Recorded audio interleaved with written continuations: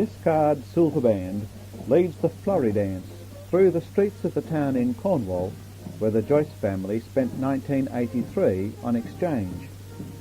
Let me show you some of the things that we saw.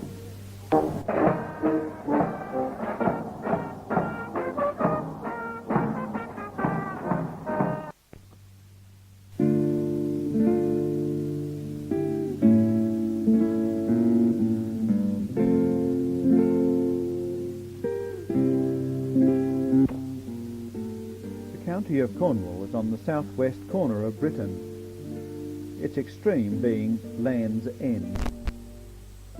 It's a popular holiday resort for the British. Cornwall has a relatively mild climate by British standards. It has some secluded beaches, a few with white or golden sand, such as this one at Porthcurno. Also at Porthcurno is the Minnock Theatre, carved out of the cliff, with many years of work, mainly by the efforts of one woman. St Michael's Mount, near Penzance, is approached by causeway at low tide, otherwise by boat. There are many fishing villages in Cornwall, such as this one at Methergissey. They're usually tucked away at the base of steep cliffs or hills. They have small harbours and a lovely atmosphere which makes them so attractive.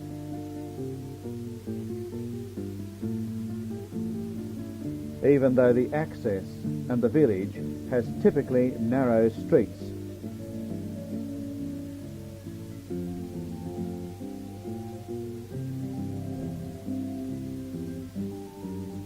To the west of Cornwall is Devon and Dartmoor. At a higher altitude, this tends to be bleak and treeless. But the rivers run from it down wooded valleys, and there is an abundance of seasonal flowers, such as these daffodils at Postbridge.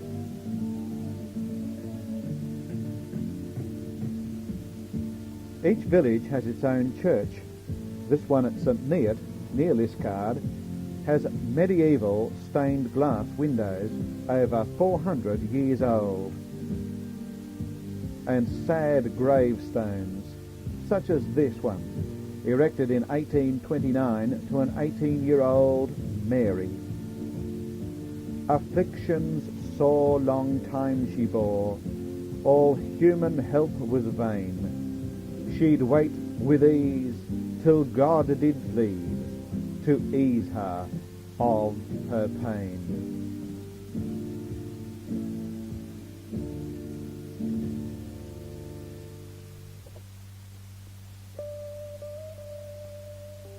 There are also prehistoric monuments, such as these stones arranged in a rough circle on the Bodmin Moor near Liscard, called the Hurlers. And much of Cornwall is Bodmin Moor, with the cheese ring, named after the shape of a wrung-out cloth after squeezing out the cheese. From the cheese ring there is a panorama over the valleys towards Dartmoor. Here are some of the villages near Liscard. We became used to negotiating Cornish lanes, narrow and bordered by high stone hedges covered with foliage. There are historic homes such as this one at Lanhydrock, and this at Trerice.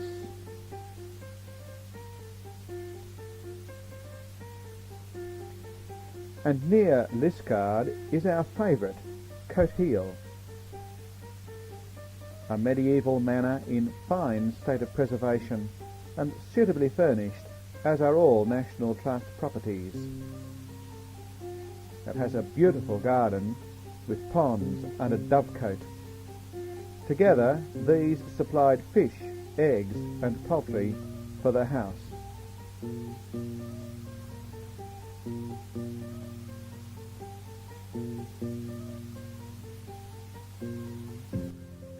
In May, we spent a week in Wales. Here is Betws. Nearby is Mount Snowdon, the second highest mountain in the United Kingdom, which some of our family walked up. We thought we'd taken one of the easiest routes up, and as it turned out, it's the hardest public route up to the top. And it was absolutely magnificent scenery. By the way, if anyone has a spare pair of knees and feet, Anna and I are looking for some. But Australians measure up very well on the fitness level, I'd say. We walked down the mountain much faster. We overtook everyone within Kui, and of course we overtook most of the folk going up as well. We also visited another prehistoric site. At Capel Garman, and this is a burial chamber. It was built in the Neolithic age, about 2,500 years ago, and it's surrounded by stones, and in the centre it's sort of a dolmen, and there's also other room for other tribesmen to be put in it. It would have originally been covered over with dirt, but it's been dug up now, and you can actually walk through it. Under the shadow of Mount Snowdon is Llandilo, with its lake, the ruins of a castle, and a slate quarry taking away half of the adjacent mountain.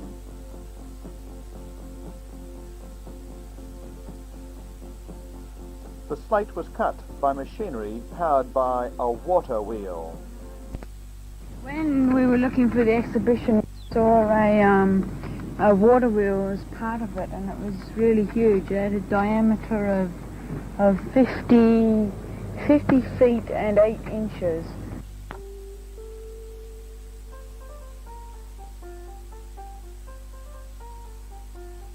The quarry provided slate for many uses, including floors and roofing. Stone is used extensively for building in Britain.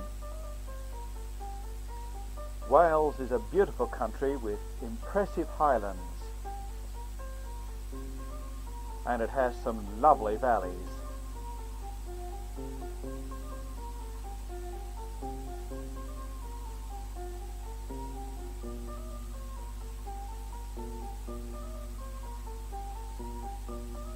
Conway is a walled town with its castle as well. We went up into the castle, and it was really huge, and it had dozens of towers and things like that, and you could walk all the way through it. But it didn't have any roofs or any wooden floors, because they'd all been taken away by when the War of the Roses was over. They took all the roof, because the roofs were lead. Edward I built the castle, so as a sort of like a string of castles that he built throughout Wales to suppress the Welsh.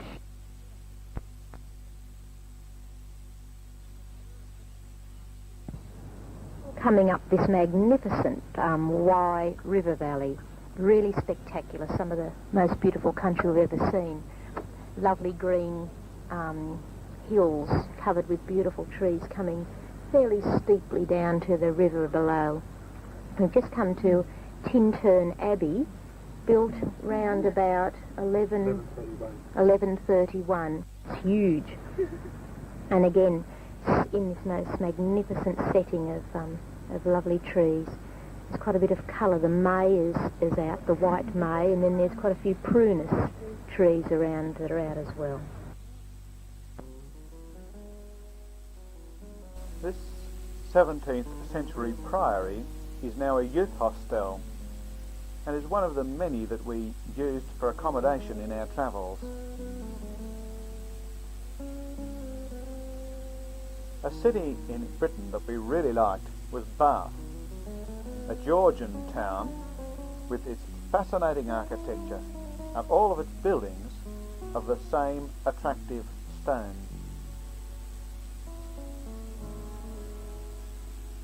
Here, the servants snuffed out their firebrands in the conical snuffers and lowered the sedan chair to the basement with the winch on the left.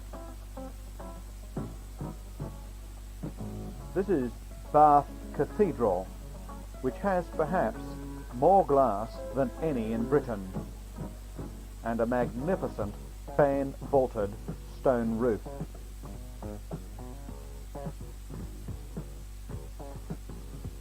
The warm water natural springs give the city its name. The people of the time of George III flocked to them for supposed medicinal value, little realizing that below their baths were others the Romans had built and used hundreds of years before. Near Portsmouth is Broadlands, the home of the late Lord Louis Mountbatten. And in Portsmouth itself is Nelson's flagship on which he died, the HMS Victory.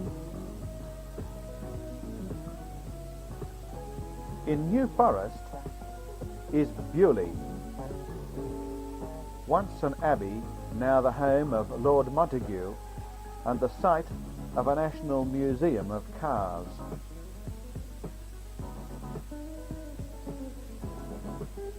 From the balcony of Chartwell, we see the stables, which contain the studio in which Sir Winston Churchill used to paint.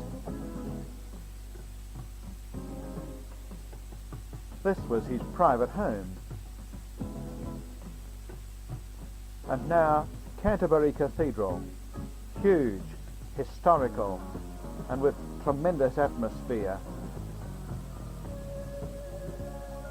While in London, at Covent Garden, the buskers ply their trade, while others wait their turn and rehearse. Runnymede is an island in the Thames, where King John signed the Magna Carta. And this is Windsor Castle.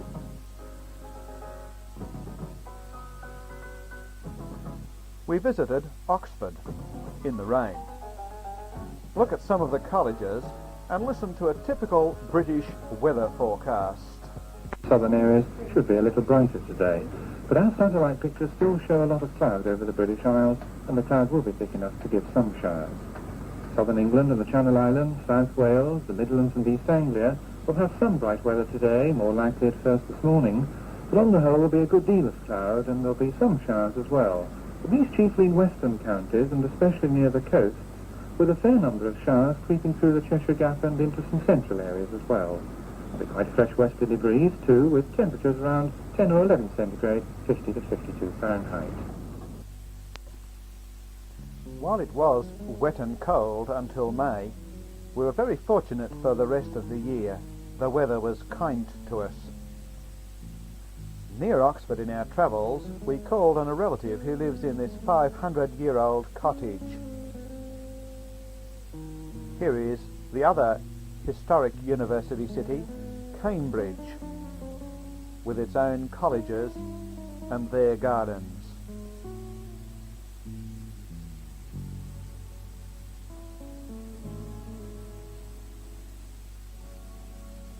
Behind Trinity College, we found this, the traditional pastime of punting on the River Cam. So we tried it too. It's really quite pleasant.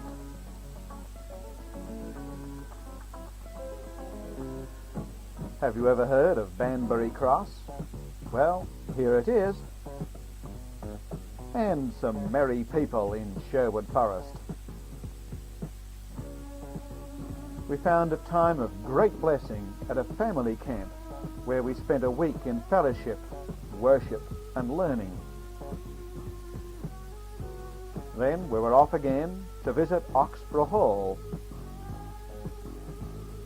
and King's Lynn with its Guildhall, and another at Lavingham, which is a very old town with a huge church which was ransacked by Cromwell, and ancient houses, all fascinating and amazing us. It seems incredible that they still stand after all these years and are in regular use.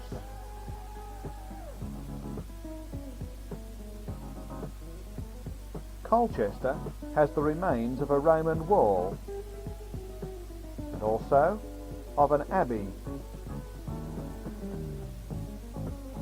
Some of the Roman bricks have been used in other buildings, such as this church tower. Like so many towns and cities, Colchester is rich with history, with interesting stories and buildings.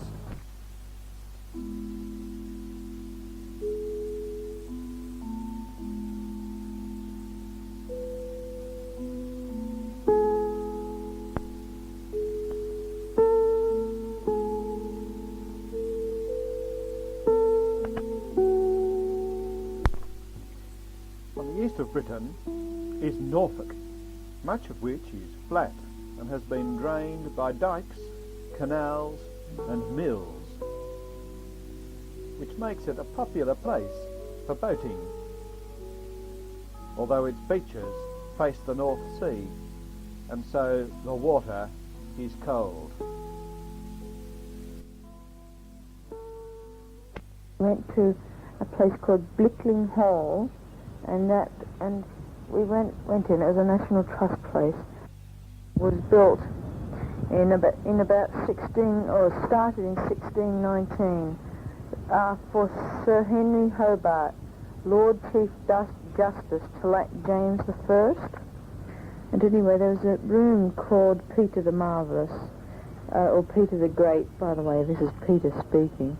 And it had a huge tapestry of the Russian prince or king, or Tsar, Peter the Great. It had a large lake with lots of geese on it. And all the lawns were trimmed down, nearly a bowling green standard the lawns were. And it had flowers and fountains.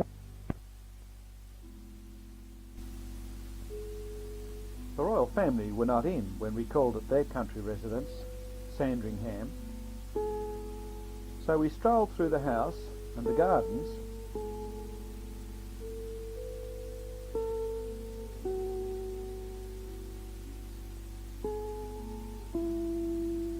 Lincoln Minster is on the top of a hill and can be seen for many miles. Like so many huge historic buildings, it takes large amounts of money to maintain it, but have very small congregations. Lincoln is no place to drive, and the steepness of the roads requires fitness in the walkers. But it has its fascination.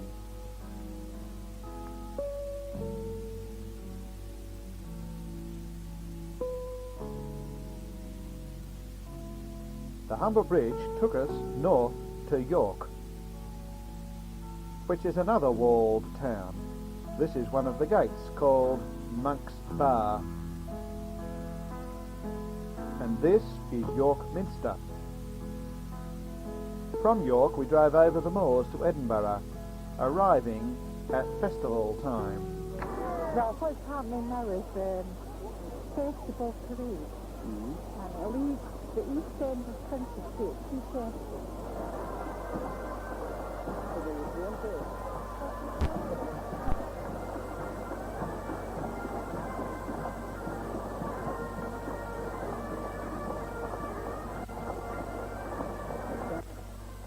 Here is a view over Edinburgh through the mist from the castle and overlooking the cemetery for soldiers' dogs.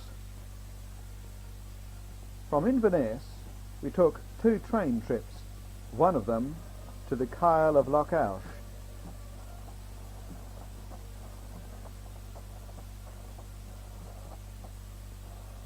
From there, we crossed over the sea to the Isle of Skye. This was a relaxing trip which we really enjoyed, despite the Scottish mist. On another trip, we visited John O'Groats, which is the farthest point on Britain from Land's End. So we had been from one end to the other, John O'Groats to Land's End. So then we went on down Loch Ness. We were driving down Loch Ness and we came to Urquhart Castle. And it was blown up in 1692. And it was, what was left was nice. And after that we kept driving down Loch Ness to Loch Lochy. And then we drove on to Glencoe. When we got out we noticed that there were tents around. And so we went back in and asked how much it cost to camp, and it was free. And so we're camping here. Near our camping, we're just near our tent to the brook that we've been swimming in every morning so far. Here's the sounds of it.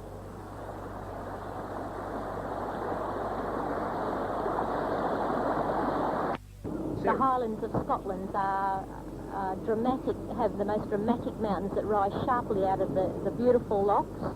There's many lochs, many rivers, and these dramatic mountain ranges. They're really very beautiful.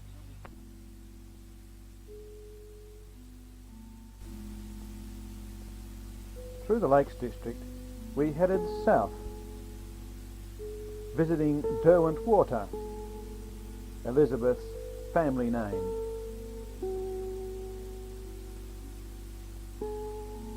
At Easter, we sailed away from the White Cliffs of Dover to spend 2 weeks in Europe, staying in a small Paris hotel overlooking this street. We visited the Palace of Versailles, with its extensive hectares of gardens, with its fountains, woods, and decorated gardens. Outside the Louvre, we watched an artist at work and saw the sights of Paris, including the Arc de Triomphe, a Parisian histoire under guard by a gendarme, took a trip on a ferry on the River Seine, visited the Eiffel Tower, and joined the crowds at the Cathedral of Notre Dame, with its ancient flying buttresses. It was obviously a very popular spot for tourists on this weekend, Easter.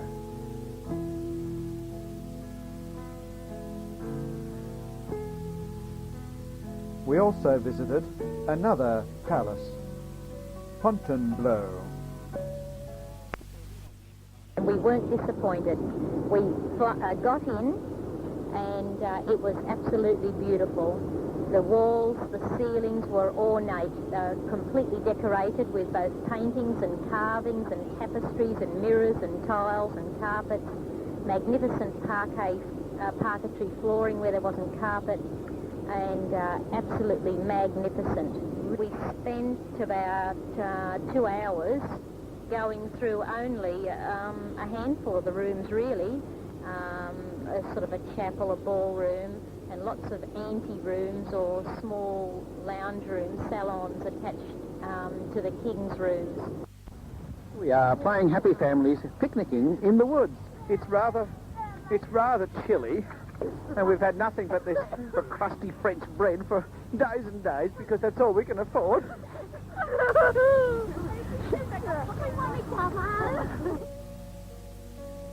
Off now into Champagne country near Chateau Thierry. And the World War I fort of Verdun, with the neighbouring cemetery of 16,000 graves, was very grim. We travelled through the tiny country of Luxembourg.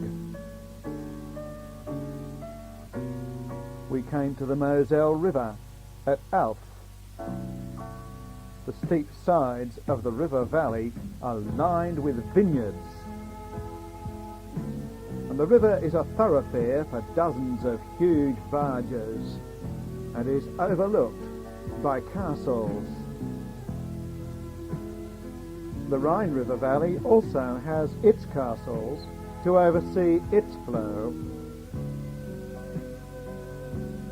We followed the Rhine down into the Netherlands, which we did enjoy, including the town of Arnhem. And the bikes that we rode, which were freely available in the Kruger Müller National Park. The tremendous engineering feat of the dikes impressed us greatly.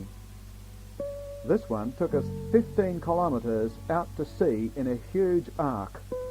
The well-known system of dikes and canals drains the country and gives it enormous interest and charm.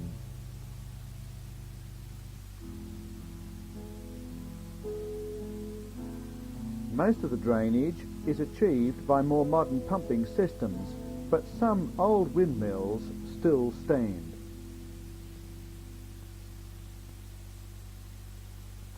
Amsterdam, the country's capital, has its railway station and the famous canals. One door wide, the smallest house is number 7. Looking up one canal, we see 5 bridges in a row.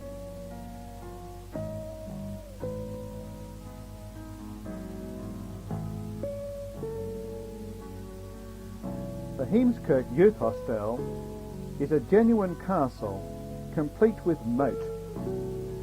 Our room was one of the small ones in the garret at the top.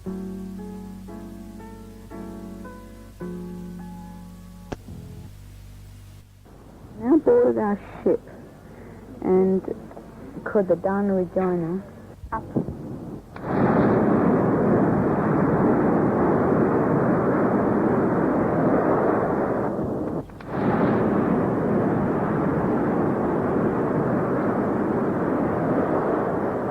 It's now the next morning. We didn't sleep very well. It was pretty bumpy and rumbly from the engines and a bit exciting. The Dana Regina took us to the beautiful country of Denmark, with lovingly tended houses and gardens in every village, and each village with its own church. This is where Hans Christian Andersen was born. And we went in just onto the outskirts of Odense, and we went to a place called the Funen village. There were houses that were very old, and they were either already there or they were taken apart and built there.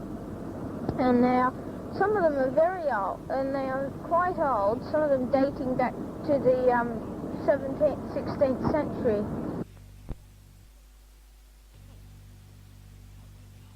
Legoland was very good. It had lots and lots of villages or reconstructions of villages made out of Lego, and it also had rides and amusements. And among some of the Lego attractions, there was the Acropolis. There was Mount Rushmore, which had 1.5 million Lego bricks in it, and it also had a palace, which is in Denmark, which the Queen lives at. And another thing which amazed us was a reconstruction of Sweden by the riverside, and it had locks. I think it had 4 locks to go up, and also there were train stations. One had a tilting bridge where a boat could go under, but it had to go up, and 2 trains could go across it. Thing we were very disappointed about was they didn't have any villages or sites or attractions reconstructed about Australia.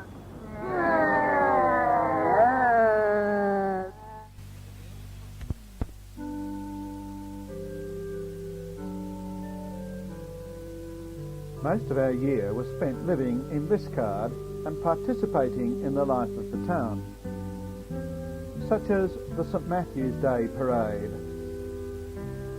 Anna, in the centre, was in the brownies and on their float. The Liskeard show somehow reminded us of home. Here the horses are being dressed for the parade, and these curly wool sheep caught our attention. These are Devon cattle, which breed contributed to the development of the Australian Illawarra Shorthorn breed. On Boxing Day we watched the hunt leave Minions, a village near Liskeard on the Bodmin Moor.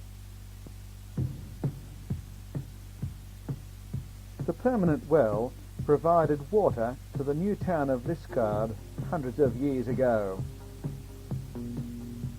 Liskeard is a hilly town of about 5,000 people, with roads which were never meant for modern traffic.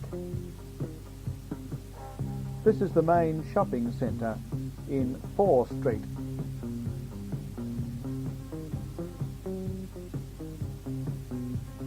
And down the hill in Pike Street is O's the grocer. The house we lived in is in the hollow below. This view is from Thorne Park. The boys attended the comprehensive school and I taught there, mainly in the science laboratories on the right in this photo. This was Simeon's class, and this was Christopher's. Anna attended Varley Lane Junior School, only 2 minutes walk up through Thorne Park from our home. Christopher did well running, winning the cross-country and 1500 metre age championships at the school. And Peter did his part in the house teams. The school principal, Tony Wood, is on the right, his wife Jane on the left. Next to her is Belinda Baybor, our community sponsor, school governor and neighbour. Also, Sally Morse, the head of the lower school, our school sponsor. The Mayor presented awards on Sports Day. Here is Christopher. And here are 4 Aussie kids in British school uniform.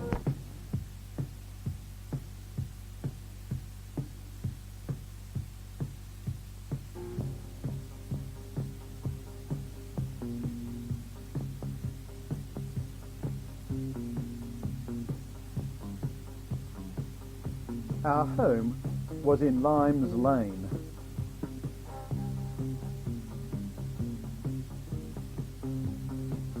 The house had a secluded and attractive half-acre garden and gave us excellent accommodation for the year. A highlight of Cornwall for us was its male voice choirs. Listen to this while you look at a few photos of St Martin's Church in Liskeard, where we worshipped.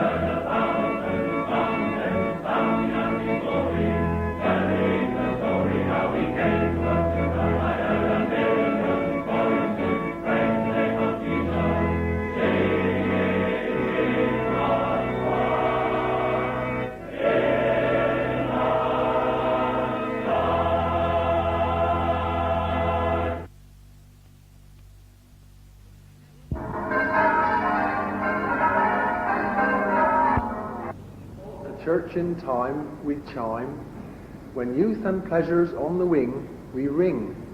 When from the body parts the soul, we toll. There shall be upon the bells holiness unto the Lord. Zechariah chapter 14 verse 20.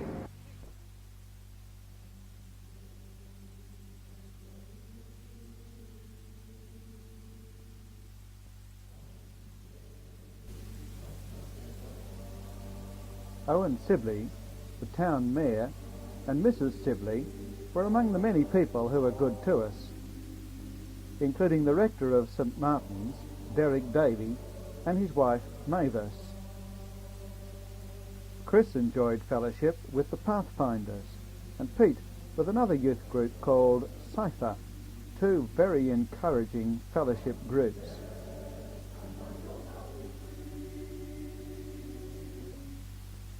With another 31 hours of flying ahead of us, we eventually had to set off, leaving Europe towards Australia, visiting Niagara Falls in winter.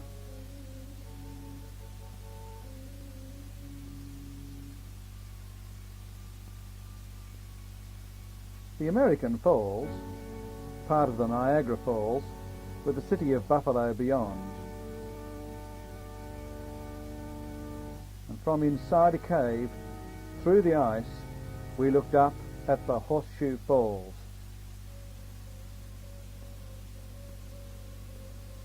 Here is the Rainbow Bridge.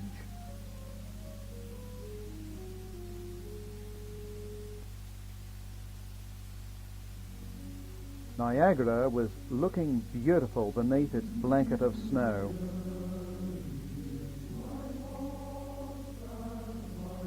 A 3,000-kilometre flight to the west coast took us to the beautiful city of Vancouver. It has the mountains around and all the attractions of a seaboard city.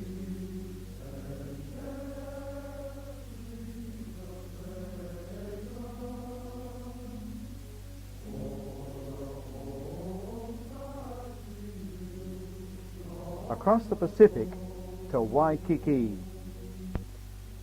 Waikiki is on the Hawaiian island of Oahu.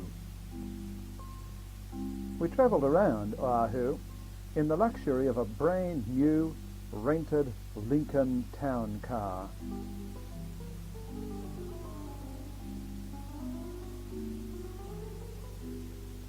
Taking the opportunity to collect some sunshine and swim in the warm Pacific Ocean.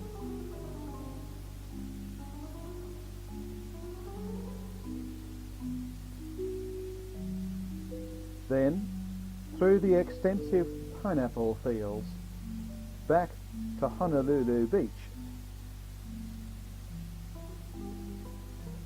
Another 5-hour flight through the night took us to Fiji, with a policeman on his beat. We stayed for several days in the Middle Bure in this picture, a self-contained house at the Seashell Cove Resort, right on the beach and near a small coral reef and a much-used pool. A lovable Fijian happily climbed this palm just so I could take his photo. Others worked their fields in traditional ways. We were privileged to visit a Fijian village with its church and its attractive people who made us very welcome to their village, with its attractive setting despite hurricane damage to some of the houses. This was a year in which we did and saw so much, and for which we are so thankful. For people like Brian and Dora McNulty, Pete and Vanda Maslin, who are just some of the precious people who brought us perhaps the happiest memories and greatest blessings, and a year which was full of them, and brought us so much to see and to enjoy.